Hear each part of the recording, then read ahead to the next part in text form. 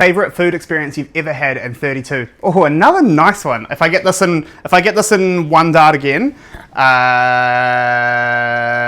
those are my 16 and 32. They're my two favorites. So if I go two in a row on one dart, then that's pretty good.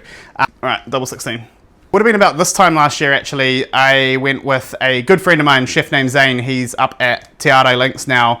He's the chef up there at their new restaurant. And we flew down to Amersfield. So I was literally just there for the weekend and went to Amersfield for lunch. Amazing, incredible. Easily the best food experience I've ever had. Oh, no, wait. So I'm still on 24. Yeah, still on 24.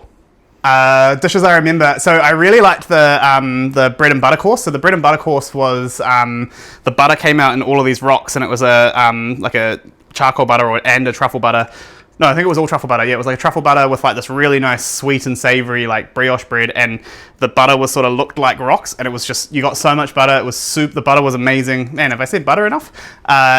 Super delicious. That was probably the highlight course. Another one I really liked is they gave you like a deer's milk ice cream, and it came out in a big deer antler, and they scooped it out of that for you, and that was pretty cool. Another highlight, and this was a dish that they were sort of just like testing out for a bit, and it was a play on lamb's tails. I can't remember exactly what they put around the lamb meat, but they sort of had something that looked like wool that they burnt off table side so that it was super smoky and delicious while you went for it. It was so bloody good. They were some highlight dishes.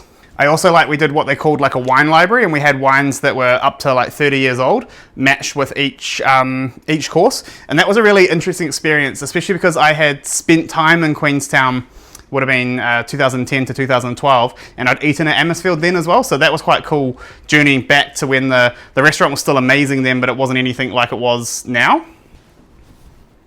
That's it for Daily Checkouts Day 3.